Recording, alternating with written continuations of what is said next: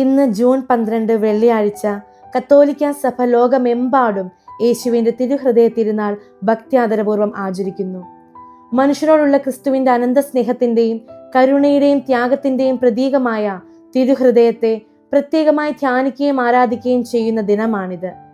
1673 മുതൽ 1675 വരെ വിശുദ്ധ മാർഗരറ്റ് മേരി അലാക്കോക്കിന് നമ്മുടെ മർഗരീത്ത മറിയത്തിന് ലഭിച്ച സ്വകാര്യ വെളിപ്പെടുത്തലുകളിലൂടെയും ദിവ്യദർശനങ്ങളിലൂടെയുമാണ് ഈ ഭക്തി ലോകമെമ്പാടും കൂടുതൽ പ്രചരിച്ചത്.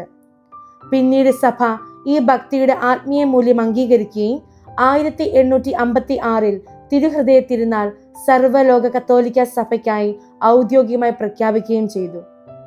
ഇന്ന് തിരുഹൃദയ തിരുനാളിൻ്റെ ഈ അനുഗ്രഹീത ദിനത്തിൽ എൻ്റെ ജീവിതത്തെ ആഴത്തിൽ മാറ്റിമറിച്ച മിശിഹാ അനുഭവം നിങ്ങളുമായി ഷെയർ ചെയ്യാൻ ഞാൻ ആഗ്രഹിക്കുന്നു.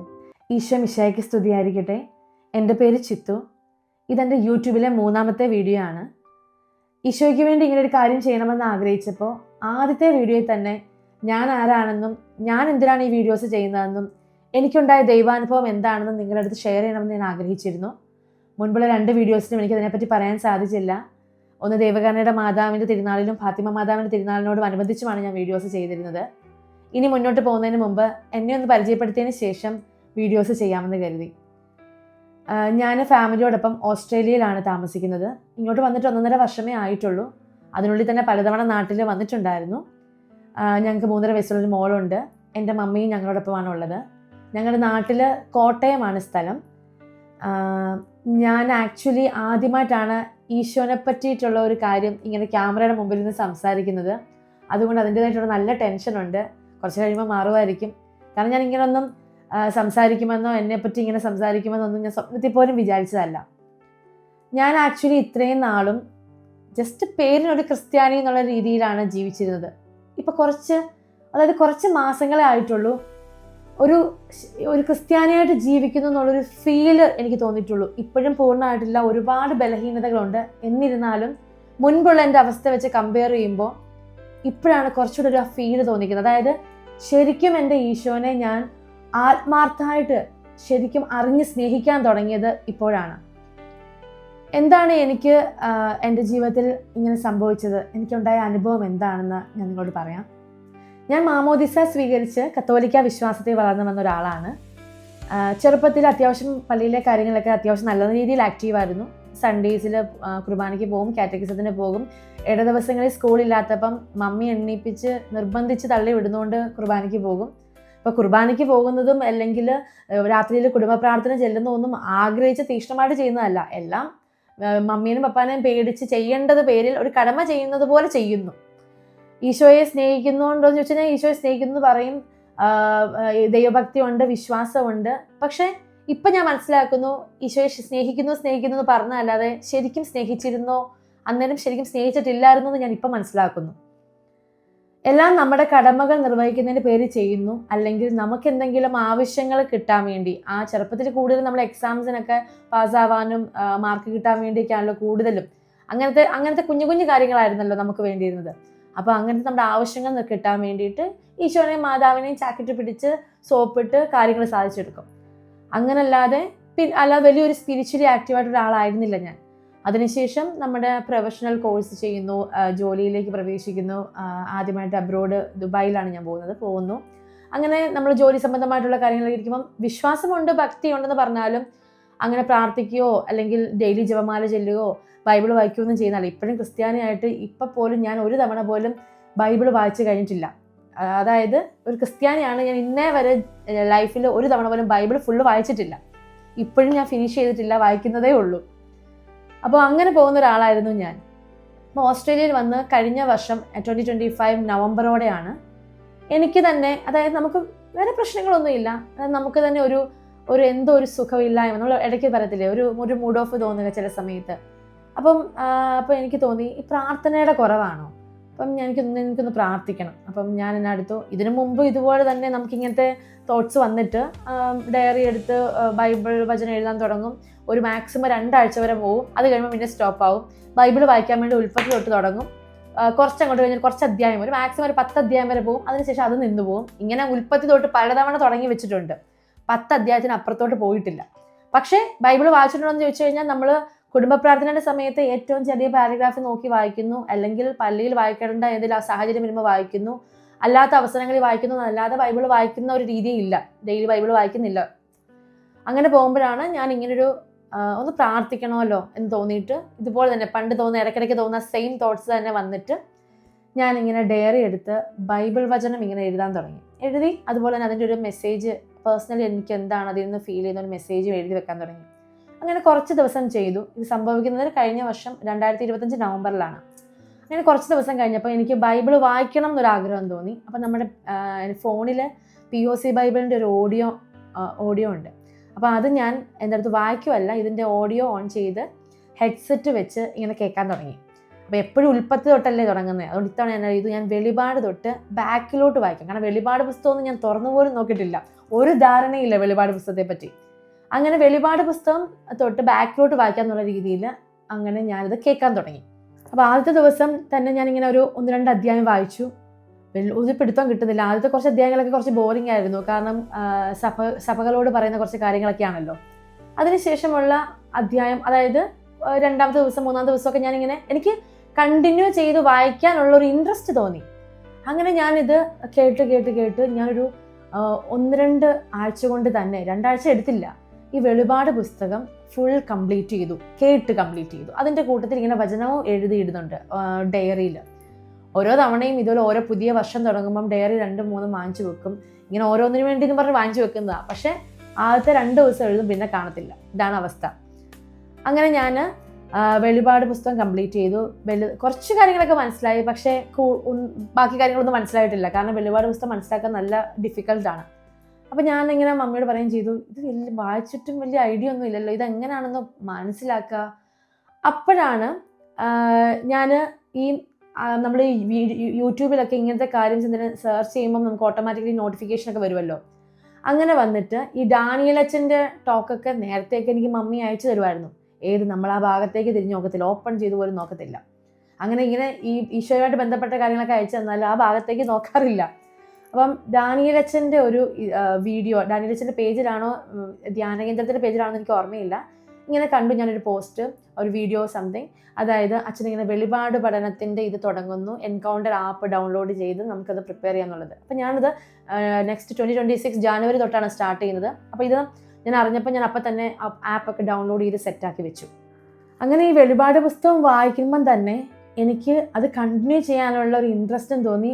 അതോടൊപ്പം തന്നെ എനിക്ക് മനസ്സിലൊരു നമുക്കൊരു സമാധാനം ഫീൽ ചെയ്യാൻ തുടങ്ങി. എനിക്കറിയാം ദൈവവചനം ബൈബിൾ വായിച്ചാൽ അത് പവർഫുൾ ആണെന്നും അത്രയും അനുഗ്രഹം കിട്ടുന്നതാണെന്നറിയാം. അറിഞ്ഞാലും നമ്മൾ വായിക്കില്ല. നമുക്കിപ്പം വിശുദ്ധ കുർബാനയ്ക്ക് പോകുന്നതും ജപമാല ചൊല്ലുന്നതും ഒക്കെ നല്ലതാണെന്നും അനുഗ്രഹം കിട്ടുമെന്ന് അറിയാമെങ്കിലും നമ്മൾ ചെയ്യാൻ മെനക്കെടുവോ? ചെയ്യത്തില്ല. അതുപോലെ തന്നെ അറിയാമെങ്കിലും ബൈബിൾ വായിക്കത്തില്ല. അപ്പം എനിക്ക് ആ ഒരു ഫീല് മനസ്സിലിങ്ങനെ കിട്ടാൻ തുടങ്ങി. എന്തോ ഞാൻ അങ്ങനെ അത് കംപ്ലീറ്റ് ചെയ്തു. എനിക്ക് പിന്നീട് അടുത്തടുത്ത ബാക്കിലേക്ക് വായിക്കണം എന്നൊരു ആഗ്രഹം തുടങ്ങി. അങ്ങനെ ഞാൻ പുറകിലേക്ക് അടുത്ത പുസ്തകം തൊട്ട് വായിച്ചു തുടങ്ങി. അപ്പം ഞാൻ എൻ്റെ മനസ്സിൽ ഇങ്ങനെ ഈശോയുമായിട്ട് ബന്ധപ്പെട്ട കുറച്ച് കാര്യങ്ങളൊക്കെ കാണണമെന്നൊക്കെ ഇങ്ങനെ ഇൻട്രസ്റ്റ് തോന്നി. ഞാനിങ്ങനെ നമ്മളുടെ യൂട്യൂബിലെ ഓരോ വീഡിയോ, അതിനകത്ത് ഏതോ ഒരു വീഡിയോ ആദ്യം ഞാൻ കാണുന്നത് എങ്ങനെയോ ബൈ ചാൻസ് കാണുന്നതാണ് പറുദീസ എന്ന് പറഞ്ഞൊരു ചാനൽ. അപ്പോൾ ആ നോയൽ എന്ന് പറഞ്ഞൊരു ചേട്ടൻ്റെ ചാനലാണ്. അപ്പോൾ ആ ചേട്ടൻ തന്നെ ചെയ്ത ലൂസിഫർ എന്ന് പറയുന്നൊരു വീഡിയോ ഉണ്ടായിരുന്നു, ലൂസിഫറിനെ പറ്റി ചെയ്ത വീഡിയോ. ആ വീഡിയോ ഞാൻ കണ്ടു. ആ വീഡിയോ ആക്ച്വലി എന്നെ ഒത്തിരി സ്വാധീനിച്ചു കേട്ടോ. അപ്പോൾ ആ സമയത്ത് തന്നെയാണ് നമ്മൾ ഇതുമായിട്ട് ബന്ധപ്പെട്ട കാര്യങ്ങൾ നോക്കുമ്പോൾ നമുക്ക് ഈ റിലേറ്റ് ചെയ്തിട്ടുള്ള വീഡിയോസിൻ്റെ നോട്ടിഫിക്കേഷൻസ് തന്നെ വരുമല്ലോ.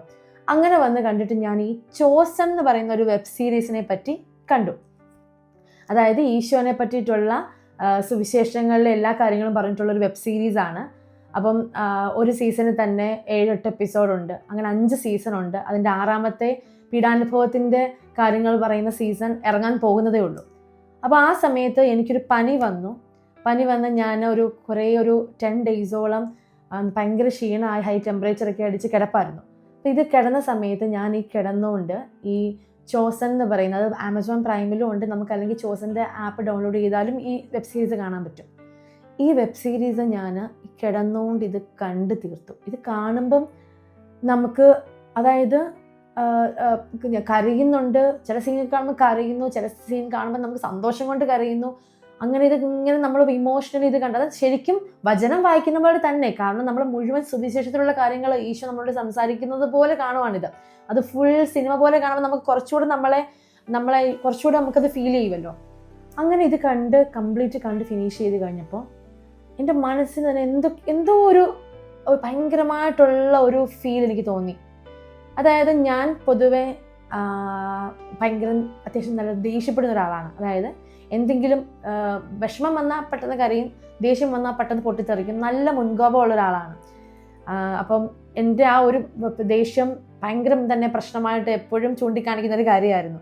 അപ്പം എൻ്റെ മമ്മി ആക്ച്വലി ശരിക്കും പറഞ്ഞു കഴിഞ്ഞാൽ എൻ്റെ കുറച്ച് ഇങ്ങനത്തെ ഹാബിറ്റ്സ് ഒക്കെ മാറാനും ഈശോയിലോട്ട് ഞാൻ കുറച്ചുകൂടെ ഒന്ന് അടുക്കാനും, കാരണം എല്ലാം നമ്മളെ ഇങ്ങനെ നിർബന്ധിച്ച് ചെയ്യുന്നുള്ളതല്ലാതെ മമ്മിക്ക് പള്ളിയിൽ പോകണമെന്നുള്ളത് കൊണ്ട് ഞാൻ കൂടെ കൊണ്ടുപോയി വിടും. അല്ലാതെ നമുക്ക് അത്രയും ഇൻട്രസ്റ്റ് നമ്മൾ വിശുദ്ധ കുർബാനയ്ക്ക് പോകുന്നില്ല. അപ്പോൾ അതുകൊണ്ട് തന്നെ മമ്മി എനിക്ക് വേണ്ടി പ്രാർത്ഥിക്കുന്നുണ്ടായിരുന്നു കുറച്ച് നാളായിട്ട്. പ്രത്യേകിച്ച് മമ്മി എന്നോട് പറഞ്ഞു, വിശുദ്ധ കുർബാനയിൽ ഇതുപോലെ കുർബാനയിൽ പങ്കുകൊള്ളുമ്പം പ്രത്യേകിച്ച് ഈ ഒരു കാര്യത്തെപ്പറ്റി ഈശോയോട് കൂടുതൽ അടുക്കാൻ വേണ്ടി എന്നെ സമർപ്പിച്ച് പ്രാർത്ഥിക്കുന്നുണ്ടായിരുന്നു. അപ്പോൾ എനിക്ക് പൊതുവെ ഭയങ്കര ദേഷ്യമുള്ള കൂട്ടത്തിലായിരുന്നു. ദേഷ്യം വന്നു കഴിയുമ്പം വായി തോന്നൊക്കെ വിളിച്ച് പറയും. പ്രത്യേകിച്ച് നമുക്ക് ഈ ഫ്രീഡം എടുക്കാൻ പറ്റുന്ന ആൾക്കാരില്ലേ, നമ്മുടെ റിലേറ്റീവ്സ് അല്ലെങ്കിൽ നമ്മുടെ ഫാമിലിയിൽ, അവിടെയൊക്കെ ആട്ടോ കൂടുതൽ ദേഷ്യപ്പെടുന്നത്. അല്ലാത്ത ആൾക്കാരെടുത്ത് നമുക്ക് അധികം ദേഷ്യപ്പെടാൻ പറ്റില്ലല്ലോ. അപ്പം എൻ്റെ ഈ ഒരു സ്വഭാവം, ഈ തട്ടിക്കറുന്ന സ്വഭാവം, ഇതൊക്കെ ശരിക്കും പറഞ്ഞു കഴിഞ്ഞാൽ അത്ര നല്ല സ്വഭാവം അല്ലല്ലോ. നമുക്ക് ഒരു അഹങ്കാരി എന്നുള്ളൊരു ചീത്തപ്പേര് വരും. അതുപോലെ തന്നെ എല്ലാവർക്കും നമ്മളോട് പെട്ടെന്ന് തന്നെ ദേഷ്യമാകും, വെറുപ്പാകും. അപ്പോൾ എൻ്റെ ഈ ഹാബിറ്റ്സ് ഒക്കെ കൊള്ളത്തില്ലെന്ന് എനിക്ക് തന്നെ അറിയാം. പക്ഷെ കുറേ നാളായിട്ടാണെങ്കിലും നമുക്കത് കൺട്രോൾ ചെയ്യാൻ പറ്റുന്നില്ല. പിന്നെ കുറച്ചൊക്കെ എൻ്റെ പപ്പ അത്യാവശ്യം ദേഷ്യക്കാരനാണ്, ആ ഒരു പാരമ്പര്യമുണ്ട്. അപ്പം ഈ ഒരു സ്വഭാവം മാറണമെന്ന് എനിക്ക് ആഗ്രഹം ഉണ്ടായിരുന്നു. പക്ഷെ കുറേ വർഷങ്ങളായിട്ട് നമ്മൾ ഇത്രയും നാളായി മാറ്റാൻ പറ്റുന്നില്ലായിരുന്നു. മാറ്റണമെന്ന് ആഗ്രഹിച്ചാലും ഇത് മാറുന്നില്ല. പക്ഷെ ഞാൻ ഈ ചോസൻ കണ്ടതിന് ശേഷം എൻ്റെ ഉള്ളിൽ, അതായത് എനിക്കും ഫീൽ ചെയ്യുന്നുണ്ട് എൻ്റെ ഒരു രീതികളിൽ നിന്ന് എൻ്റെ ഫാമിലിയിൽ എൻ്റെ ഹസ്ബൻഡും മമ്മിക്കൊക്കെ പെട്ടെന്ന് ഫീൽ ചെയ്യുന്നുണ്ട്. അതായത് എനിക്ക് ദേഷ്യപ്പെടാൻ പറ്റുന്നില്ല, അല്ലെങ്കിൽ ഞാനങ്ങനെ ഓരോ കാര്യത്തിന് തറുതല പറയുന്നില്ല, അല്ലെങ്കിൽ എനിക്ക് ഈശോയുമായിട്ട് ബന്ധപ്പെട്ട്, അതായത് സോഷ്യൽ മീഡിയയിൽ നമ്മൾ ഇൻസ്റ്റഗ്രാം ഫേസ്ബുക്കൊക്കെ എടുത്ത് അല്ലാത്ത കാര്യങ്ങളോ റീൽസൊന്നും കാണാനൊരു ഇൻട്രസ്റ്റ് തോന്നാതെ ഈശോയുടെ കാര്യങ്ങൾ അറിയാനുള്ളൊരു തോന്നൽ, ബൈബിള് ഒന്ന് വായിക്കാൻ തോന്നുന്നു. ഞാനാണെങ്കിൽ ഞങ്ങൾ കാറിൽ പോകുമ്പോഴത്തേന് എൻ്റെ അടുത്ത് കുറേ നിർബന്ധിച്ചാലാണ് ഒന്ന് ഭക്തിഗാനം വെക്കെന്ന് പറഞ്ഞു ഞാൻ മമ്മിക്ക് വേണ്ടി വെച്ച് കൊടുക്കുന്നതാണ്. അല്ലെങ്കിൽ ഞാൻ തമിഴ്, ഹിന്ദി, മലയാളം സോങ്സ് ഒക്കെയാണ് ഇടുന്നത്. അപ്പോൾ എനിക്ക് ഓട്ടോമാറ്റിക്കലി ഈ ഭക്തിഗാനം, പ്രത്യേകിച്ച് ഞാൻ ബിനോജ് മുളവരിക്കൽ അച്ഛൻ്റെ കുറേ സോങ്സ് ഉണ്ട്, അതിങ്ങനെ സ്പോട്ടിഫൈയിൽ അത് ഇപ്പോഴും ഞാൻ ഡെയിലി കേൾക്കും കേട്ടോ. അപ്പം ഈ ഈശോയുടെ ഡിവോഷണൽ സോങ്സ് കേൾക്കാൻ തോന്നുക, അങ്ങനെ ഞാൻ ഇന്നേ വരെ ചെയ്യാത്ത കാര്യങ്ങൾ, അല്ലെങ്കിൽ ഇന്നേ വരെ എനിക്ക് ഇൻട്രസ്റ്റ് തോന്നാത്ത കാര്യങ്ങളോട് എനിക്കൊരു ഇൻട്രസ്റ്റ് തോന്നുന്നു. അപ്പം വീട്ടുകാർക്കും അതുപോലെ എനിക്ക് മനസ്സിലായി എന്തോ എൻ്റെ ഉള്ളിൽ സംഭവിച്ചിട്ടുണ്ട്. അങ്ങനെ ഡെയിലി ബൈബിൾ വായിക്കുന്നതിനോടൊപ്പം തന്നെ ഞാൻ പരിശുദ്ധാത്മാവിനോട് പ്രാർത്ഥിക്കാൻ തുടങ്ങി. ഈ വായിക്കുന്ന വചനമൊക്കെ എനിക്കൊന്ന് മനസ്സിലാക്കി തരണേ, അല്ലെങ്കിൽ ഈശോയെ പറ്റിയുള്ള കാര്യങ്ങളൊക്കെ സത്യം അറിയാനും അത് പല കാര്യങ്ങളും അത് എനിക്കൊന്ന് മനസ്സിലാക്കി എടുക്കാനുള്ള കൃപ തരണേ എന്ന് പരിശുദ്ധാത്മാവിനോട് പ്രാർത്ഥിക്കാൻ തുടങ്ങി. അപ്പം ജപമാല ചൊല്ലി പ്രാർത്ഥിക്കാൻ തുടങ്ങി. വൈകിട്ടത്തെ കുടുംബ പ്രാർത്ഥനയൊക്കെ ജോലി തീർക്കാൻ വേണ്ടി പോയി മമ്മി ബഹളം വെക്കുന്നുണ്ട് പോയി ചൊല്ലിയിരുന്ന ഞാനൊക്കെ ഞാൻ തന്നെ ഒരു ഇനിഷ്യേറ്റീവ് എടുത്ത് ഒരു ആഗ്രഹത്തിൽ പോയി ഭക്തിയോടെ, അതായത് പല വിചാരം ഇടയ്ക്ക് വരുമെങ്കിൽ പോലും വീണ്ടും ഓർത്ത് പ്രാർത്ഥനയിലേക്ക് ഫോക്കസ് ചെയ്ത് പ്രാർത്ഥിക്കണമെന്നൊരു ആഗ്രഹം തോന്നി പ്രാർത്ഥിക്കാൻ തുടങ്ങി. വിശുദ്ധ കുർബാനയ്ക്ക് പോകുന്നത് എനിക്കിഷ്ടമാണ്. അത് ആഗ്രഹം ഉണ്ടെങ്കിലും മടി പിടിച്ചും ഒക്കെ നമ്മൾ അത് ഒഴിവാക്കും, പ്രയോറിറ്റി കൊടുക്കാറില്ലായിരുന്നു വിശുദ്ധ കുർബാനയ്ക്ക്. മമ്മിയെ കൊണ്ടുപോകേണ്ട പേരിൽ ഞാൻ പോകുന്നതായിരുന്നു. എനിക്ക് തന്നെ ഒരു തീക്ഷ്ണമായ ആഗ്രഹം തോന്നി, വിശുദ്ധ കുർബാനയ്ക്ക് പോകണം എന്നുള്ള ആഗ്രഹത്തിൽ ഞാൻ പോകാൻ തുടങ്ങി. ആ വിശുദ്ധ കുർബാനയെ ബലിയർപ്പിക്കുന്ന രീതിയിൽ തന്നെ മാറ്റം വന്നു, അതിൽ പങ്കുചേരുന്നതില്ല. കാരണം ഞാൻ യൂട്യൂബിലൂടെ അച്ഛന്മാരുടെയൊക്കെ ടോക്സ് കേൾക്കാൻ തുടങ്ങി. അതായത് കൂടുതൽ കാര്യങ്ങൾ അറിയണം. എനിക്ക് ബേസിക്കായിട്ടുള്ള കാര്യങ്ങൾ പോലും അറിയാത്തൊരാളായിരുന്നു ഞാൻ. ഇപ്പം ഇസ്രായേലിനെ പറ്റിയിട്ടുള്ള ഹിസ്റ്ററി ഇതൊന്നും എനിക്കറിയില്ല. പഴയ നിയമം വായിക്കുകയും ഇസ്രായേലിനെ പറ്റിയിട്ടുള്ള ഹിസ്റ്ററി മനസ്സിലാക്കി, ഇസ്രായേലിൻ്റെ ചരിത്രം മനസ്സിലാക്കുമ്പോൾ തന്നെ നമുക്ക് നമ്മുടെ വിശ്വാസത്തിൻ്റെ ആഴം വർദ്ധിക്കും, പല കാര്യങ്ങളും നമുക്ക് മനസ്സിലാകും. അപ്പോൾ ഞാൻ ഈ അച്ഛന്മാരുടെ ടോക്സ് കേൾക്കാൻ തുടങ്ങി. ഡാനിയൽ അച്ഛൻ്റെ ടോക്സ്, ജോൺ മാത്യു അച്ഛൻ്റെ, അതുപോലെ തന്നെ യൂട്യൂബിൽ തന്നെ പല ചാനലുകളിൽ പല അച്ഛന്മാരുടെ ടോക്സ് വരുമല്ലോ. അതൊക്കെ ഞാൻ എനിക്ക് ഉള്ള ടൈം വെച്ച് ഹെഡ്സെറ്റ് വെച്ച് പല ജോലി ചെയ്തുകൊണ്ട് പോലും ഞാൻ ഈ കാര്യങ്ങളെല്ലാം കേൾക്കാൻ തുടങ്ങി. അപ്പോൾ അതിനകത്ത് ഡെന്നീസ് അച്ഛൻ എന്ന് പറഞ്ഞൊരു അച്ഛൻ പറഞ്ഞൊരു കാര്യമുണ്ട്, നിങ്ങൾ സത്യം അന്വേഷിക്കുകയും സത്യം നിങ്ങളെ സ്വതന്ത്രരാക്കുമെന്ന്. അത് കറക്റ്റാണ്. നമ്മൾ ശരിക്കും ഈശോനെ പറ്റി അറിയണമെന്ന് ആഗ്രഹിച്ച് പ്രാർത്ഥിച്ച് ആ ആഗ്രഹത്തിൽ ചെയ്യാൻ തുടങ്ങിക്കഴിഞ്ഞാൽ ഈശോ നമ്മളിങ്ങനെ ഓരോ സ്ഥലത്ത് കൊണ്ട് എത്തിക്കും, അതിനുള്ള സാഹചര്യങ്ങൾ ഉണ്ടാക്കി തരും. അതിനുള്ള ആഗ്രഹം ഇപ്പം എനിക്കങ്ങനെ ഒരു ദൈവാനുഭവം ഉണ്ടായതുകൊണ്ടായിരിക്കും പെട്ടെന്ന് ഇങ്ങനെയുള്ള കാര്യങ്ങൾ ചെയ്യാനുള്ളൊരു ആഗ്രഹം എനിക്ക് തോന്നിയത്, അത് പരിശുദ്ധാത്മാവിൻ്റെ പ്രവർത്തനത്തിൻ്റെ ഭാഗമായിട്ട്. അപ്പം അങ്ങനെ ഇങ്ങനെ വീഡിയോസൊക്കെ കണ്ടുകൊണ്ടിരിക്കുമ്പം ഞാൻ വിളക്കന്നൂരിലെ ഈശോ, നമ്മുടെ തിരുവോസ്തിയിൽ ഈശോയുടെ മുഖം പതിഞ്ഞ ആ ഒരു കാര്യം, ആ ന്യൂസ് കാണാനിടയായി. അതായത് 2012 അച്ഛൻ കുർബാന അർപ്പിക്കുന്ന സമയത്ത് തിരുവോസ്തിയിൽ ഈശോയുടെ മുഖം പതിഞ്ഞു. അപ്പം ഈ തിരുവോസ്തി വത്തിക്കാനിലേക്ക് മറ്റു പഠനങ്ങൾക്കും കാര്യങ്ങൾക്കും വേണ്ടി കൊണ്ടുപോയിക്കുമായിരുന്നു. അത് സാധാരണ ഇതൊക്കെ അപ്രൂവ് ചെയ്ത് വരാനൊക്കെ ഒത്തിരി വർഷങ്ങളെടുക്കുന്ന. അപ്പോൾ ഇതൊരു 13 വർഷത്തിന് ശേഷം 2025 മെയ്യിൽ ഇത് ശരിക്കും മിറാക്കിളാന്ന് പ്രൂവ് ചെയ്ത് ഇത് ഈ പള്ളിയിൽ കൊണ്ടുവന്ന് ഇപ്പോൾ സ്ഥാപിച്ചിട്ടുണ്ട്. അപ്പോൾ ഇത് യൂട്യൂബിലൂടെ അറിഞ്ഞപ്പം എനിക്ക് അവിടെ പോകണം, ഇത് കാണണം എന്നുള്ള ആഗ്രഹം ഉണ്ടായി.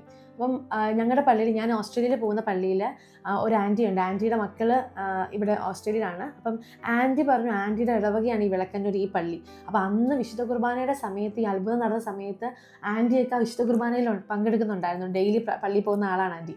അപ്പം അങ്ങനെ അപ്പം ഞാൻ ആൻറ്റിയോട് പറഞ്ഞു എനിക്കിത് അവിടെ വന്ന് കാണണമെന്ന് ആഗ്രഹമുണ്ട്, അപ്പം ഞങ്ങൾ നാട്ടിൽ വരുമ്പോൾ വരാമെന്നൊക്കെ പറഞ്ഞ് ഞാൻ ആൻറ്റിയോട് പറഞ്ഞു വെച്ചിട്ടുണ്ടായിരുന്നു. അങ്ങനെ ഡിസംബർ 7 ഞങ്ങൾ നാട്ടിൽ പോകാൻ ഓൾറെഡി ടിക്കറ്റൊക്കെ എടുത്ത് വെച്ചിട്ടുണ്ടായിരുന്നു. അങ്ങനെ ഞങ്ങൾ ഡിസംബറിൽ നാട്ടിൽ പോയി. അപ്പം ഈ വിളക്കന്നൂർ പോകാൻ വേണ്ടി പ്ലാൻ ചെയ്ത കൂട്ടത്തിൽ തന്നെ ഞാൻ ഈ യൂട്യൂബിലെ വീഡിയോസ് കണ്ട വഴിക്ക് നമ്മുടെ പർദീസ ആൻഡ് കാത്തലിക് വർക്കർ ഈ 2 ചാനലിലെ ആഷിഖിൻ്റെ നോയൽ ചേട്ടൻ്റെ ഒക്കെ പ്രീവിയസ് വീഡിയോസൊക്കെ എടുത്തിരുന്ന് കാണാൻ തുടങ്ങിയായിരുന്നു. അപ്പം ആഷിഖ് ചേട്ടൻ ചെയ്തൊരു വീഡിയോ ആണ്, അത് 1-2 വർഷം മുമ്പ് ചെയ്ത വീഡിയോ ആണ്. കണ്ണൂർ തന്നെ എരുവാറ്റി എന്ന് പറയുന്ന സ്ഥലത്ത് ദൈവകരുണയുടെ മാതാവിൻ്റെ പൂന്തോട്ടത്തിൽ അതിനെപ്പറ്റി ചെയ്തൊരു വീഡിയോ. അപ്പം ആ വീഡിയോ കണ്ടതല്ലാതെ കൂടുതലായിട്ട് എനിക്ക് ആ സ്ഥലത്തെ പറ്റി കാര്യങ്ങളൊന്നും അറിയില്ല. അപ്പം ഞാൻ ഓൾറെഡി ഞങ്ങൾ വിളക്കന്നൂർ പോകുമ്പം ഇത് കണ്ണൂർ തന്നെയാണല്ലോ ഈ സ്ഥലം, എന്താണെങ്കിലും എരുവാറ്റിയിലും പോകണം എന്നൊരു പ്ലാൻ എൻ്റെ മനസ്സിലുണ്ടായിരുന്നു. അങ്ങനെ ഞങ്ങൾ നാട്ടിലെത്തി ഞാൻ ആദ്യം ചെയ്തതൊന്ന് ഒരുങ്ങി കുമ്പസാരിക്കുകയാണ് ചെയ്തത്. കാരണം ഓസ്ട്രേലിയ വെച്ച് കുമ്പസാരിച്ചില്ലായിരുന്നു. ഓസ്ട്രേലിയക്ക് പോകുന്നതിന് മുമ്പ് നാട്ടിൽ നിന്ന് 4-5 മാസം മുമ്പ് കുമ്പസാരിച്ചിട്ട് പോയതാണ്. അപ്പോൾ അതുകൊണ്ട് നാട്ടിൽ ചെന്ന് കഴിഞ്ഞിട്ട് എന്തായാലും ഒന്ന് കുമ്പസാരിക്കണം, വിളക്കന്നൂർ ഈശോ കാണുന്നതിന് മുമ്പ് കുമ്പസാരിച്ചിട്ട് പോകണമെന്ന് ആഗ്രഹം ഉണ്ടായിരുന്നു. അങ്ങനെ ഞാൻ കുമ്പസാരത്തെ പറ്റിയിട്ടുള്ള ഒരു വീഡിയോ ഒക്കെ കണ്ട് അതനുസരിച്ച് നന്നായിട്ട് പ്രിപ്പയർ ചെയ്ത് പാവങ്ങളൊക്കെ ഒരു പേപ്പറിൽ എഴുതി ഒരുങ്ങിപ്പോയി കുമ്പസാരിച്ചു. അതിനുശേഷം ഭയങ്കര ഒരു സന്തോഷവും സമാധാനമായിരുന്നു. അത് പിന്നെ കുമ്പസാരിക്കുമ്പോൾ എപ്പോഴും എനിക്ക് കിട്ടാറുള്ള എക്സ്പീരിയൻസ് ചെയ്യുന്നൊരു കാര്യമാണ്. പിന്നെ കുറച്ച് ദിവസം കഴിയുമ്പോൾ വീണ്ടും ശങ്കരൻ തെങ്ങയിലാവും, പാപം ചെയ്ത് നമ്മളുള്ള സമാധാനം വീണ്ടും കളയും. അപ്പം വിളക്കന്നൂർ ഈശോ ഞങ്ങൾ ഡിസംബർ 31 പാതിരാ കുർബാനയ്ക്ക് അവിടെയാണ് പോയത്. ഞാനും എൻ്റെ സിസ്റ്ററും ഞങ്ങൾ പിള്ളേരൊക്കെ കൂട്ടിയാണ് ഞങ്ങൾ പോയത്. അപ്പോൾ അവിടെ പോയി ഈശോയെ നേരിട്ട് കണ്ടപ്പോൾ ഒരു പ്രത്യേക അനുഭവമായിരുന്നു കേട്ടോ. കാരണം വീഡിയോയിൽ ഈ മിറാക്കിൾ കണ്ടിട്ടുണ്ടെന്ന് പറഞ്ഞാലും നേരിട്ട് കാണുമ്പം, നേരിട്ട് പ്രാർത്ഥിച്ചപ്പോൾ ഉണ്ടായ ഫീല്, എന്തിനാണ് ശരിക്കും പറഞ്ഞാൽ ഈ അത്ഭുതങ്ങളൊക്കെ ഉണ്ടാവുന്നത്? വീണ്ടും വീണ്ടും ഈശോ നമ്മളോട് പറയാണ്, ദിവ്യകാരുണ്യത്തിൽ ഉള്ള ഈശോയുടെ സാന്നിധ്യം നമ്മളെ ഓർമ്മിപ്പിക്കുകയാണ്. പക്ഷെ ഇതൊക്കെ കണ്ടാലും നമ്മൾ ക്രിസ്ത്യാനികളടക്കം ഇതിനെ കുറ്റം പറയുകയും അതിനെ കംപ്ലീറ്റ് ആയിട്ട് നിഷേധിക്കുകയും ചെയ്യുകയാണ്. എത്ര അടയാളങ്ങൾ കാണിച്ചിട്ടൊന്നും മനുഷ്യന്മാർ നന്നാവത്തെന്ന് പറഞ്ഞത് ഉള്ളതാണ്. കാരണം അടയാളങ്ങൾ, അത്ഭുതങ്ങളൊക്കെ ഒരുപാട് നടക്കുന്നുണ്ട് ലോകത്ത്. മാതാവിൻ്റെ പ്രത്യക്ഷീകരണങ്ങൾ നടക്കുന്നുണ്ട്, ഓരോ കാര്യങ്ങൾ സ്വകാര്യ പരിപാടികളിലൂടെ പറഞ്ഞു കൊടുക്കുന്നുണ്ട്. പക്ഷേ നമ്മൾ ഇത് മൈൻഡ് ചെയ്യുന്നില്ല, നമ്മളതിന് കംപ്ലീറ്റ് ആയിട്ട് നമ്മളതിനെ അവഗണിക്കുന്നു എന്ന് മാത്രം. അങ്ങനെ ഞങ്ങൾ വിളക്കന്നൂരിൽ നിന്ന് ഇറങ്ങി എരുവാറ്റിയിലേക്ക് പോയി. അവിടെ നിന്ന് ഏകദേശം ഒരു അരമണിക്കൂർ കാറിൽ പോകാനുള്ള ദൂരമേ ഉള്ളൂ. എരുവാറ്റിയിലെ ദൈവകരുണയുടെ മാതാവിൻ്റെ പൂന്തോട്ടത്തിൽ അവിടെ ഒരു ചാപ്പലുണ്ട്. ആ ചാപ്പലിൽ ഞങ്ങൾ പ്രാർത്ഥിക്കാൻ കയറി. അവിടെ വെച്ചാണ് ഞങ്ങൾ സിസ്റ്റർ ആഗ്നസിനെ പരിചയപ്പെടുന്നത്. സിന്ധു സെബാസ്റ്റ്യൻ എന്ന ചേച്ചിയുടെ പേര് ഇപ്പോൾ സിസ്റ്റർ ആഗ്നസ് ആണ്. ഏകസന്യാസ ജീവിതം നയിക്കുവാണ്. ചേച്ചിയുടെ ജീവിതവും ഒരു വലിയ ദൈവാനുഭവത്തിൻ്റെ ഭാഗമായിട്ട് ഇപ്പോൾ ഉള്ളതാണ്. അതിനെപ്പറ്റി നമുക്ക് പിന്നീട് സംസാരിക്കാം. അപ്പം അവിടെ വെച്ചാണ് ദൈവകരുണയുടെ മാതാവിനെ പറ്റിയും ജോർജി ഷോബി എന്ന് പറഞ്ഞ ബാലനിലൂടെ മാതാവ് നൽകിയ സ്വകാര്യ വെളിപാടുകളിലൂടെ നൽകിയ സന്ദേശങ്ങളെ പറ്റിയൊക്കെ അറിഞ്ഞത്. ആക്ച്വലി അന്ന് ഞങ്ങൾക്ക് ഡീറ്റെയിൽ ആയിട്ട് ആഗ്നസിനോട് സംസാരിക്കാൻ പറ്റിയില്ല. കാരണം ഞങ്ങൾ പിള്ളേരൊക്കെ ആയിട്ട് പോയതുകൊണ്ട് അങ്ങനെ ഒരു സാഹചര്യം അല്ലായിരുന്നു. അപ്പം വേറൊരു ദിവസം വരാൻ പറ്റുമോ എന്ന് ചോദിച്ചു. അങ്ങനെ ഞാനും എൻ്റെ ബ്രദറും കൂടെ വീണ്ടും എരുവാറ്റിയിലും വിളക്കന്നൂരും പോവുകയുണ്ടായി ഒരു 2 വീക്സ് കഴിഞ്ഞപ്പോൾ. അന്ന് ഞങ്ങൾ അവിടെ ചെന്നിട്ട് ചേച്ചിയുടെ അടുത്ത് ഞങ്ങൾ രാവിലെ തൊട്ട് വൈകുന്നേരം വരെ സംസാരിക്കാനുള്ള ഭാഗ്യം കിട്ടി. അപ്പം അവിടെ അതായിരുന്നു എൻ്റെ ജീവിതത്തിലെ വേറൊരു വഴിത്തിരിവ്. അതായത് ഞാൻ പറയില്ലേ, ഈശോ എന്നെ ഇതുപോലെ ഓരോ സ്ഥലത്ത് കൊണ്ട് എത്തിച്ച് അങ്ങനെ ഈശോനെ പറ്റിയിട്ടുള്ള കാര്യങ്ങൾ അങ്ങനെ അറിയിക്കുകയായിരുന്നു. അപ്പം അവിടെ എന്താ നടക്കുന്നത് വെച്ച് കഴിഞ്ഞാൽ, ആത്മാക്കളെ കുംഭസാരത്തിന് വേണ്ടി ഒരുക്കുന്നു. പാപങ്ങളെ പറ്റിയിട്ടുള്ളൊരു ബോധ്യത നമുക്ക് തന്ന് നല്ലൊരു കുംഭസാര ഒരുക്ക സഹായത്തിലൂടെ നമ്മൾക്ക് പല കാര്യങ്ങളും പറഞ്ഞു തന്ന് നമുക്കുള്ള സംശയങ്ങൾ നമുക്ക് ചോദിക്കാം. അങ്ങനെ നമ്മളെ നല്ലൊരു കുംഭസാരം അനുദപിച്ച് നല്ലൊരു കുംഭസാരം നടത്തി നന്നായി ഒരുങ്ങി വിളക്കന്നൂർ പോയി നമുക്ക് വിശുദ്ധ ബലി അർപ്പിച്ച് ഈശോയോട് പ്രാർത്ഥിക്കാൻ സാധിക്കും. അപ്പം ഈ ഒരു സംഭവം അവിടെ നടക്കുന്നത് അല്ലെങ്കിൽ ജോർജി ഷോബി എന്ന് പറഞ്ഞ ബാലനിലൂടെ കൊടുത്ത സ്വകാര്യ വെളിപാട് വഴി കൊടുത്ത സന്ദേശങ്ങളെ അടിസ്ഥാനമാക്കിയുള്ള രീതിയിലാണ് അവിടെയുള്ള കാര്യങ്ങൾ മുഴുവൻ ചെയ്തിരിക്കുന്നത്. അപ്പം ഞാൻ എൻ്റെ യൂട്യൂബിൽ തന്നെ ആദ്യത്തെ വീഡിയോയിൽ ഈ സ്ഥലത്തെ പറ്റിയുള്ള കാര്യങ്ങൾ ഡീറ്റെയിൽ ആയിട്ട് പറഞ്ഞിട്ടുണ്ട്. അവിടുത്തെ തന്നെ ഒരു അവതരണം ഞാൻ എൻ്റെ വീഡിയോയിലൂടെ അറ്റാച്ച് ചെയ്ത് ചേർത്താണ് അവതരിപ്പിച്ചേക്കുന്നത്. നിങ്ങൾ സമയമുണ്ടെങ്കിൽ ആ വീഡിയോ ഒന്ന് കാണണം. അല്ലെങ്കിൽ നമുക്ക് മുന്നോട്ടുള്ള വീഡിയോയിൽ പോലും നമ്മളിതിന് ഉറപ്പായിട്ട് നമ്മൾ അവിടുത്തെ ആ സ്ഥലത്തെ പറ്റിയും സന്ദേശങ്ങളെ പറ്റി നമ്മൾ ഡിസ്കസ് ചെയ്യും. അതായത് ദൈവകരുണയുടെ മാതാവ് എന്നുള്ള ഛായാചിത്രം മാതാവ് ജോർജി ഷോബി എന്ന് പറഞ്ഞ ബാലനിലൂടെ വെളിപ്പെടുത്തുകയും മാതാവ് ഒരുപാട് സന്ദേശങ്ങൾ നൽകുകയും ചെയ്തു. ഇനിയുള്ള നമ്മുടെ ലോകത്ത് നടക്കാനിരിക്കുന്ന സംഭവങ്ങളെ പറ്റിയും ഈശോയുടെ സെക്കൻഡ് കമ്മിങ്ങിനെ പറ്റിയിട്ടും ഒക്കെയുള്ള കാര്യങ്ങളാണ്. ഏറ്റവും ഇമ്പോർട്ടൻ്റ് ആയിട്ടുള്ള സന്ദേശങ്ങളാണ് ഈ പുസ്തകത്തിൽ ഉൾപ്പെടുത്തിയിരിക്കുന്നത്. അപ്പം ഈശോയുടെ സെക്കൻഡ് കമ്മിങ് എന്ന് ഞാൻ പറഞ്ഞപ്പോൾ തന്നെ നിങ്ങൾക്ക് ചിരി വന്ന് കാണും കുറച്ച് ആൾക്കാർക്കെങ്കിലും. കുറച്ച് മാസങ്ങൾക്ക് മുമ്പാണെങ്കിൽ നിങ്ങളെക്കാളിലും നന്നായിട്ട് ഞാനിരുന്ന് ചിരിച്ചേനെ. കാരണം ഞാൻ ഉൾപ്പെടുന്ന നമ്മൾ ക്രിസ്ത്യാനികൾ ഈശോയുടെ സെക്കൻഡ് കമ്മിങ്ങിനെ പറ്റി എനിക്ക് തോന്നുന്നു മജോറിറ്റി ആൾക്കാരും അങ്ങനെ അധികം ചിന്തിച്ചിട്ടുണ്ടാവില്ല. ഒരുപാട് ആൾക്കാരുണ്ട് കേട്ടോ, സത്യം മനസ്സിലാക്കി സമയം എടുത്തു എന്ന് മനസ്സിലാക്കി അതിനുവേണ്ടി പ്രാർത്ഥിച്ച് ഒരുങ്ങി അനുദപിച്ച് വിശുദ്ധ ജീവിതം നയിച്ച് ഈശോയുടെ വരവിന് വേണ്ടി കാത്തിരിക്കുന്ന ഒരുപാട് ആൾക്കാരുണ്ട്. പക്ഷേ മജോറിറ്റി ആൾക്കാരും അതിനെപ്പറ്റി അറിയില്ലെന്ന് മാത്രം. അതായത് ഞാൻ ഈ സ്ഥലത്ത് പോകുന്നതിന് മുമ്പ് തന്നെ കരുണയുടെ അവസാന മണിക്കൂർ എന്ന് പറയുന്ന ഒരു പുസ്തകത്തെ പറ്റി അറിഞ്ഞിരുന്നു. ആ കരുണയുടെ അവസാന മണിക്കൂർ എന്ന് പറയുന്നത് മേഘാലയയിലുള്ള ഒരു സിസ്റ്ററിന് ഈശോയും മാതാവും വിശുദ്ധരും ഒക്കെ വഴി കിട്ടിയിട്ടുള്ള സ്വകാര്യ വെളിപാടിലൂടെ കിട്ടിയ സന്ദേശങ്ങളാണ്. ആ സന്ദേശങ്ങളുടെ ഇമ്പോർട്ടൻസ് മനസ്സിലാക്കി അവിടുത്തെ മെത്രാൻ്റെ ഇംപ്രിമത്തോടു കൂടിയാണ് ആ പുസ്തകം ഇപ്പോൾ പബ്ലിഷ് ചെയ്തിരിക്കുന്നത്. അപ്പോൾ ഈ പുസ്തകത്തെ പറ്റി ഞാൻ ആദ്യം അറിഞ്ഞത് ആഷിക ചേട്ടൻ്റെ വീഡിയോയിലൂടെയാണ്. നോയിലി ചേട്ടനും ഇതിനെപ്പറ്റി സംസാരിക്കുന്നുണ്ട്. അപ്പം ഈ സന്ദേശങ്ങൾ ഈ കരുണയുടെ അവസാന മണിക്കൂറിൽ എന്ന പുസ്തകത്തിലൂടെ 2 പാർട്ടുണ്ട്. അതിലൂടെ ഉള്ള സന്ദേശങ്ങളും അതുപോലെ തന്നെ ജോർജി ഷോബി എന്ന് പറയുന്ന ബാലനിലൂടെ മാതാവ് കൊടുത്തിരിക്കുന്ന സന്ദേശങ്ങളും ഇതിലെല്ലാം മെയിനായിട്ട് പറയുന്നത് ഈശോയുടെ സെക്കൻഡ് കമ്മിങ്ങിനെ പറ്റിയിട്ടുള്ള കാര്യങ്ങളാണ്. അതായത് നിങ്ങൾ വിശ്വസിക്കുകയോ വിശ്വസിക്കാതിരിക്കുമോ എന്ന് എനിക്കറിയില്ല, പക്ഷെ ഞാൻ വിശ്വസിക്കുന്നു നമ്മളിപ്പോൾ ജീവിക്കുന്നത് അന്ത്യകാലഘട്ടമാണ്. അതായത് പരിശുദ്ധാത്മാവിനെ നിറഞ്ഞ് ഒരുപാട് വൈദികരും അൽമാരും ഒക്കെ ഇതിനെപ്പറ്റി സംസാരിക്കുന്നുണ്ട്. പക്ഷേ നമ്മൾ ആരും ഇങ്ങനെയുള്ള കാര്യങ്ങളെപ്പറ്റി അന്വേഷിക്കുകയോ അല്ലെങ്കിൽ അത് കേട്ടാൽ തന്നെ അതിന് ഇമ്പോർട്ടൻസ് കൊടുക്കുകയോ ചെയ്യുന്നില്ല എന്ന് മാത്രം. ഒന്ന് ആലോചിച്ച് നോക്കി, നമ്മൾ വിശുദ്ധ കുർബാനയിലും നമ്മുടെ പ്രാർത്ഥനകളിലും നമ്മുടെ വിശ്വാസ പ്രമാണത്തിൽ നമ്മൾ നിരന്തരം ഏറ്റുപറയുന്നതാണ് ജീവിക്കുന്നവരെയും മരിച്ചവരെയും വിധിക്കാൻ ഈശോ വീണ്ടും വരും വീണ്ടും വരും വീണ്ടും വരുമെന്ന്. പക്ഷെ നമ്മൾ ഇതിനെപ്പറ്റി സീരിയസ് ആയിട്ട് ആലോചിച്ചിട്ടുണ്ടോ? എന്നോട് കുറേ മാസങ്ങൾക്ക് മുമ്പ് ചോദിക്കുവാണെങ്കിൽ ഞാൻ ഇങ്ങനെ ഒരു അതിശയോക്തി നിൽക്കും, സെക്കൻഡ് കമ്മിങ്ങോ? അതായത് നമ്മൾ ജീവിക്കുന്ന ഈ ലോകത്തിൽ അങ്ങനെ ഒരു കാര്യത്തെപ്പറ്റി നമുക്ക് ചിന്തിക്കാൻ തന്നെ ബുദ്ധിമുട്ടാണ് അല്ലേ? പക്ഷേ അത് സത്യമാണ്. നമ്മുടെ വിശുദ്ധ ഗ്രന്ഥത്തിൽ പറയുന്നത് അതും ഒരു സൈഡിലിരിക്കട്ടെ, മാറ്റിവെക്കുക. ഇനി മാതാവിൻ്റെ നമ്മുടെ ലോകമെമ്പാടുമുള്ള പ്രത്യക്ഷീകരണങ്ങളിലൂടെ പല പ്രത്യക്ഷീകരണങ്ങളിലും മാതാവ് ഇതുപോലുള്ള കാര്യങ്ങളെപ്പറ്റി പറയുന്നുണ്ട്. നമ്മുടെ ലൂർദിലും ഫാത്തിമയിലും ഒക്കെയുള്ള അതൊക്കെ സ്വകാര്യ വെളിപാടുകൾ തന്നെയാണ്. സഭ അംഗീകരിച്ച സ്വകാര്യ വെളിപാടുകളാണ്. ഇതുപോലെ സഭ അംഗീകരിക്കാത്ത ലോകത്തെമ്പാടുമുള്ള അനേക പ്രത്യക്ഷീകരണങ്ങളും പല മിസ്റ്റിക്കുകളിലൂടെ കൊടുത്തിട്ടുള്ള സ്വകാര്യ വെളിപാടുകളുടെയും മാതാവ് പറയുന്നത് സമയമെടുത്ത് നമ്മളോട് അനുദപിക്ക്, നിങ്ങൾ പ്രാർത്ഥിക്ക്, പരിഹാരം ചെയ്യുന്നതാണ്. നമ്മൾ എത്ര പേർ ഇത് ഉൾക്കൊള്ളുന്നുണ്ട്? ഇപ്പം ഈ ഒരു സന്ദേശങ്ങൾ പോലും സ്വകാര്യ വെളിപാടുകളിലൂടെ കൊടുത്തിരിക്കുന്നതാണ്. അപ്പം ഈ സന്ദേശങ്ങൾ ഇതിൽ തന്നെ പറഞ്ഞിട്ടുണ്ട്. ഈ സന്ദേശങ്ങൾ ആൾക്കാർ അക്സെപ്റ്റ് ചെയ്യില്ല, അവർ വിശ്വസിക്കത്തില്ല. അവർ വിശ്വസിക്കുമ്പോഴത്തേക്കും സമയം അതിക്രമിച്ചിട്ടുണ്ടായിരിക്കുമെന്ന്. ഇപ്പം നമുക്ക് ഈ സന്ദേശങ്ങളൊക്കെ ദൈവത്തിൽ നിന്നുള്ളതാണോ, പിശാചിൽ നിന്ന് വരുന്ന സന്ദേശങ്ങളും ഉണ്ടല്ലേ? അപ്പോൾ പിശാചിൽ നിന്നുള്ളതാണോ ദൈവത്തിൽ നിന്നുള്ളതാണോ നമ്മൾ എങ്ങനെ തിരിച്ചറിയും? ഒന്നാമത്തെ കാര്യം, അത് ദൈവത്തിൽ നിന്നുള്ള സ്വർഗീയ സന്ദേശങ്ങളാണെങ്കിൽ ആൾക്കാരൊന്നും അത് പെട്ടെന്ന് അക്സെപ്റ്റ് ചെയ്യത്തില്ല. എല്ലാവരും അത് റിജക്റ്റ് ചെയ്യത്തേ ഉള്ളൂ.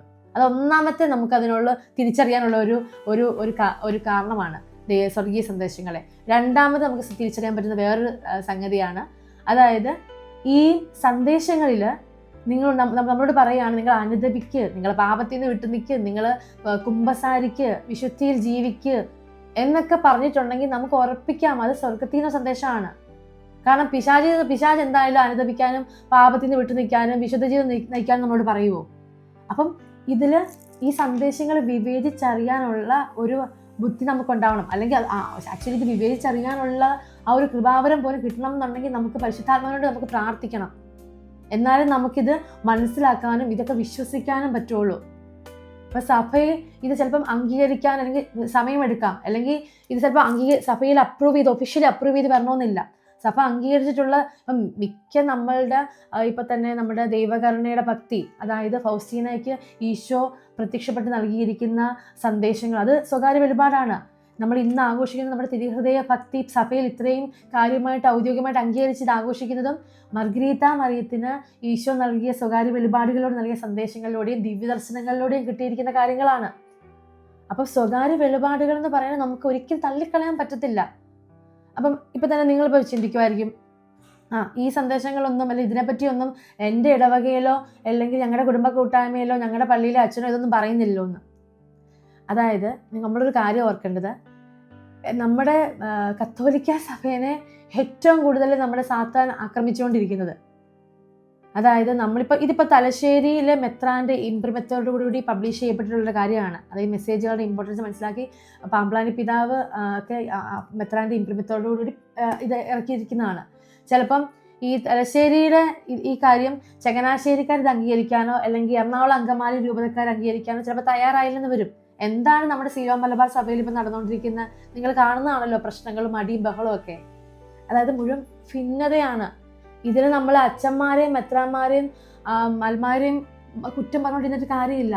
ശരിക്കും എന്താണ് ഇതിന്റെ പിറകിൽ നടക്കുന്ന കാര്യമെന്ന് ശരിക്കും മനസ്സിലാക്കിയാൽ അതിനകത്തൊരു ധാരണ നമുക്ക് കിട്ടിക്കഴിഞ്ഞു കഴിഞ്ഞാൽ നമുക്ക് ഇവരാരെയും കുറ്റം പറയാൻ പറ്റില്ല. നമ്മൾ പ്രാർത്ഥിക്കും. കാരണം ഇത് പൈശാചികമായിട്ട് പിശാചിന്റെ അറ്റാക്കാണ്. സഭയെ തകർക്കാൻ വേണ്ടിയിട്ടുള്ള പിശാചിന്റെ കളികളാണ്. നമ്മുടെ വൈദികരും സന്യസ്തരും ഒക്കെ ഏറ്റവും കൂടുതൽ ആക്രമിക്കപ്പെടുന്നത്. കാരണം വൈദികനെ ഇടേനെ അടിച്ചു കഴിഞ്ഞാൽ ആടുകൾ വീണോളൂ എന്നറിയാലോ. അവിശ്വാസ സമൂഹത്തെ മുഴുവൻ തകർക്കാം അല്ലേ? അപ്പൊ വൈദികരെ ഇതുപോലുള്ള പാപങ്ങളിൽ വീഴിക്കുന്നത് അല്ലെങ്കിൽ ഇതുപോലുള്ള പ്രശ്നങ്ങൾ സഭയിൽ ഉണ്ടാക്കുന്നതിന് കാരണം തന്നെ നമ്മുടെ സഭയെ തകർക്കാനുള്ള കളികളാണ്. അല്ലാതെ നമ്മൾ മാറി നിന്ന് ക്രിസ്ത്യാനികളടക്കം നമ്മൾ കുറ്റം പറഞ്ഞുകൊണ്ടിരുന്നിട്ട് കാര്യമില്ല. ഉള്ള കാര്യം പറയാലോ, ഞാനും അച്ഛന്മാരെയൊക്കെ കുറ്റം പറഞ്ഞിട്ടുണ്ട്, എൻ്റെ ഹസ്ബൻഡും കുറ്റം പറഞ്ഞിട്ടുണ്ട്. നമ്മളിപ്പോൾ ഒരു ഫാമിലി ഗ്യാതറിങ്ങിൻ്റെ സമയത്തോ അല്ലെങ്കിൽ ഫ്രണ്ട്സുമായിട്ട് ഗ്യാദർ ചെയ്യുന്ന സമയത്തൊക്കെ നമുക്ക് പലപ്പോഴും വരുന്നൊരു ടോപ്പിക്ക് തന്നെയായിരുന്നു അച്ഛന്മാരെ പറ്റിയിട്ടുള്ള കാര്യങ്ങൾ. ഞാനൊന്നും മാർപ്പാപ്പനെ പോലും വെറുതെ വിട്ടിട്ടില്ല. പക്ഷേ പറഞ്ഞ് നമ്മളിതൊക്കെ കുമ്പസാരിക്കണം. നമ്മൾ ക്രിസ്ത്യാനികൾ എന്താ ചെയ്യുന്നത്? സഭേനെ കുറ്റം പറഞ്ഞ്, അച്ഛനെ കുറ്റം പറഞ്ഞ്, മെത്രാനെ കുറ്റം പറഞ്ഞ്, എന്നിട്ട് നമ്മൾ ഇതിൻ്റെ പേരിൽ ഈശോയ്ക്ക് കിടക്കാൻ വയ്യാത്തത്. അതായത് ഇതിൻ്റെ എല്ലാം കാരണക്കാരൻ ഈശോ എന്നുള്ള പേരിൽ നമ്മൾ പള്ളിയിലും പോകത്തില്ല, വിശുദ്ധ കുർബാനയ്ക്കും പോകത്തില്ല, എന്തിന് കുമ്പസാരിക്കത്ത് പോലും ഇല്ല. ഇവിടെയാണ് പിശാചിന്റെ കളി കിടക്കുന്നത്. അത് തന്നെയാണ് അവർ വേണ്ടതും. നമ്മൾ കുമ്പസാരിക്കാതിരിക്കണം, നമ്മൾ വിശുദ്ധ കുർബാനയ്ക്ക് പോകാതിരിക്കണം. സഭേനെയും പഴി പറഞ്ഞ്, മെത്രാനെയും ചീത്ത വിളിച്ച്, വൈദികരെയും കുറ്റപ്പെടുത്തി നമ്മൾ പരിശുദ്ധ കുർബാനയ്ക്ക് പോകാതിരിക്കുകയും കുമ്പസാരിക്കാതിരിക്കുകയും ചെയ്യുമ്പോൾ നമ്മൾ നമ്മുടെ തന്നെ ആത്മാവിനെയാണ് നശിപ്പിക്കുന്നത്. അത് തന്നെയാണ് പിശാചിന്റെ ആത്യന്തിക ലക്ഷ്യവും. ശരിയാണ്, നമ്മുടെ വൈദികർക്ക് ഒരുപാട് പോരായ്മകളുണ്ട്, നമ്മുടെ സഭയിൽ ഒരുപാട് പ്രശ്നങ്ങളുണ്ട്. ഇനി അങ്ങോട്ട് ഇതൊക്കെ കൂടത്തേ ഉള്ളൂ. പക്ഷെ ഇതിൻ്റെ പരിഹാരം പ്രാർത്ഥന മാത്രമേ ഉള്ളൂ. നമ്മൾ ഇവർക്ക് വേണ്ടി, നമ്മുടെ ഉത്തരവാദിത്തമാണ് നമ്മൾ അവർക്ക് വേണ്ടി തീക്ഷ്ണമായിട്ട് പ്രാർത്ഥിക്കണം. ഈ അച്ഛന്മാരൊക്കെ ഒരു കുടുംബത്തിൽ നിന്ന്, അതായത് അച്ഛൻ്റെ അമ്മയുടെ മക്കളാണ്. ആ അച്ഛൻ്റെ അമ്മയുടെയും ബയോളജിക്കൽ ബോഡി ആയതുകൊണ്ട് നമുക്കുള്ള പോലെ തന്നെ ബലഹീനതകളെല്ലാം അവർക്കും ഇല്ലേ? 10-13 വർഷം കൊണ്ട് അവരെ പോളിഷ് ചെയ്ത്, സെമിനാരിൽ അവരെ പോളിഷ് ചെയ്ത് എടുത്ത് വിടുന്നവരാണ് വൈദികരെ. അപ്പം അവരുടെ വിശുദ്ധി നഷ്ടപ്പെടാതിരിക്കാൻ, അവർ പാപത്തിൽ വീഴാതിരിക്കാൻ നമ്മൾ അവർക്ക് വേണ്ടി തീക്ഷ്ണമായിട്ട് പ്രാർത്ഥിക്കണം. അവർക്ക് തിരുപ്പട്ടത്തിൽ കിട്ടിയ കൃപാവരം ഒരിക്കലും നഷ്ടമാകത്തില്ല. ഈശോയുടെ പ്രതി പുരുഷന്മാരാണ് അവർ. അപ്പം നമ്മൾ അവരെ കുറ്റം പറഞ്ഞിട്ട് കാര്യമില്ല. അങ്ങനെ പറയുന്നുണ്ടെങ്കിൽ നമ്മൾ പറഞ്ഞ് കുമ്പസാരിക്കണം. പ്രാർത്ഥന മാത്രമേ ഉള്ളൊരു പരിഹാരം. നമ്മൾ അവർക്ക് വേണ്ടി പ്രാർത്ഥിക്കണം. ഞാൻ നമ്മുടെ വൈദികരെ ന്യായീകരിച്ച് സംസാരിക്കുകയല്ല.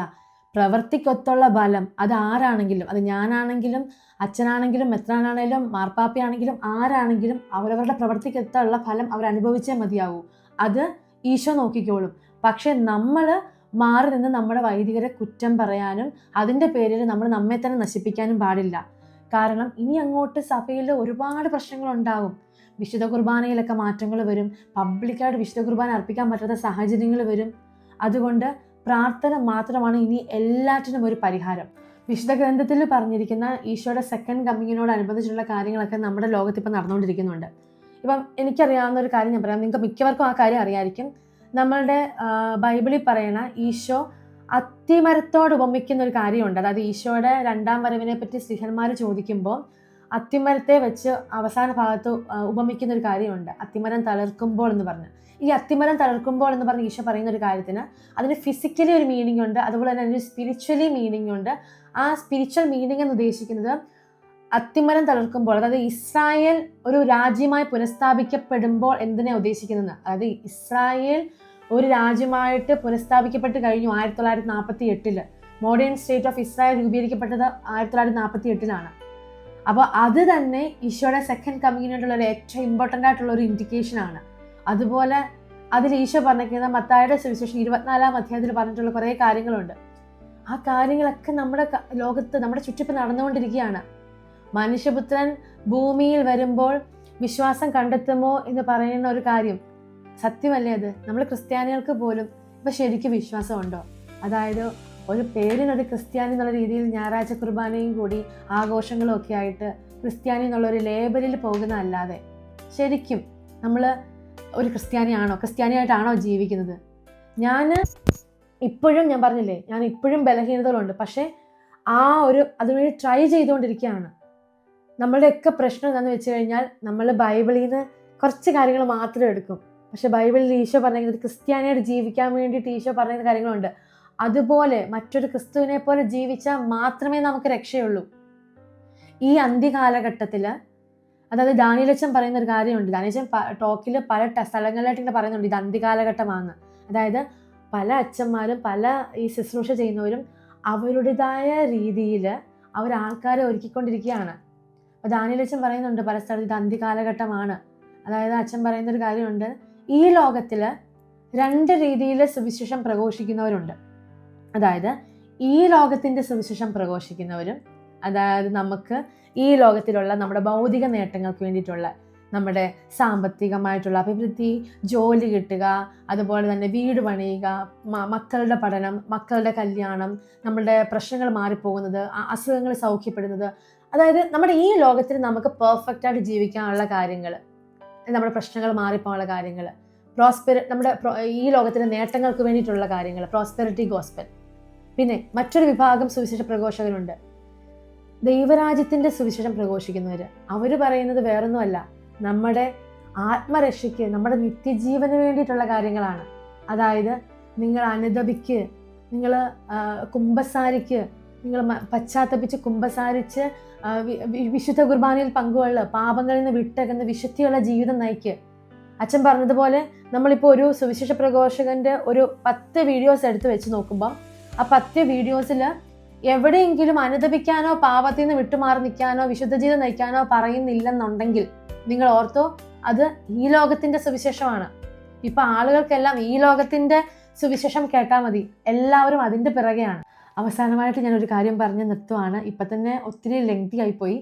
നമ്മളിനി ഈ ലോകത്തിലെ നമ്മുടെ ജീവിതത്തിലെ നേട്ടങ്ങൾക്ക് വേണ്ടി ആകുലപ്പെട്ടിട്ടോ പാഞ്ഞു നടന്നിട്ടോ അതിനുവേണ്ടി മാത്രം പ്രാർത്ഥിച്ചിട്ടൊന്നും ഒരു കാര്യമില്ല. നമ്മളിനി പ്രാർത്ഥിക്കേണ്ടത് നമ്മുടെ ആത്മരക്ഷയ്ക്ക് വേണ്ടിയിട്ടാണ്. അതായത് നമ്മുടെ ആത്മാവിൻ്റെ രക്ഷയ്ക്ക് വേണ്ടിയിട്ടുള്ള ആവശ്യമായിട്ടുള്ള കാര്യങ്ങൾക്ക് വേണ്ടി നമ്മൾ പ്രാർത്ഥിക്കണം.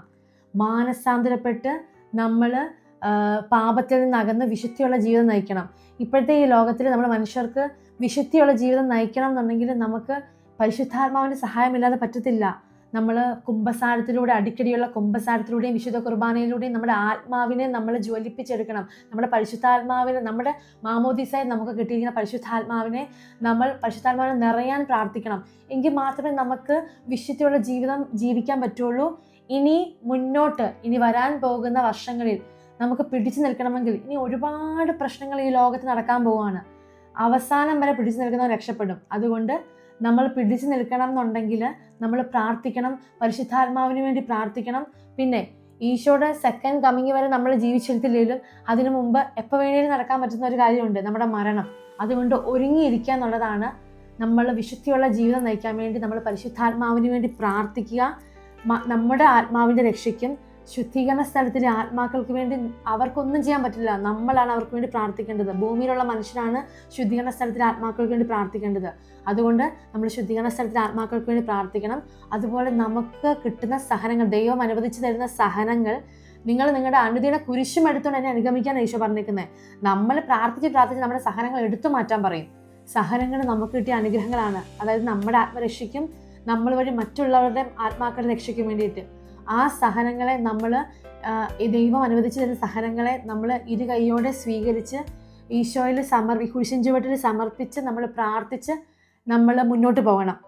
നിങ്ങളോട് ഞാൻ ഈ വീഡിയോ തുടങ്ങിയ സമയത്ത് പറഞ്ഞിരുന്നു ഞാൻ എന്തിനാണ് ഈ വീഡിയോസും കാര്യങ്ങളൊക്കെ ഇപ്പോൾ ചെയ്യുന്നുള്ളത്. ഞാൻ അറിഞ്ഞ കാര്യങ്ങളും അതുപോലെ ഈ സ്വകാര്യ വെളിപാടുകളിലൂടെ മാതാവും ഈശോയും വിശുദ്ധരെ കൊടുത്തിരിക്കുന്ന ഈ സന്ദേശങ്ങൾ അത് മാക്സിമം ആൾക്കാരിലോട്ട് എത്തിക്കാൻ വേണ്ടിയിട്ട് ഇപ്പം ഞാൻ നേരിട്ട് കാണുന്ന ആൾക്കാർക്കൊക്കെ എനിക്ക് പറയാൻ പറ്റുന്ന പോലെയൊക്കെ ഞാൻ പറയാൻ ശ്രമിക്കുന്നുണ്ട്. സോഷ്യൽ മീഡിയയിൽ ഗുണമുണ്ട് ദോഷമുണ്ട്. അപ്പോൾ സോഷ്യൽ മീഡിയയിലെ നല്ല വശങ്ങൾ ഉപയോഗിച്ചുകൊണ്ട് ഇത് മാക്സിമം ഈ സന്ദേശങ്ങൾ ആൾക്കാരിലോട്ട് എത്തിക്കാൻ വേണ്ടിയിട്ടാണ് ഞാനിപ്പോൾ ഈ വീഡിയോ ചെയ്യുന്നത്.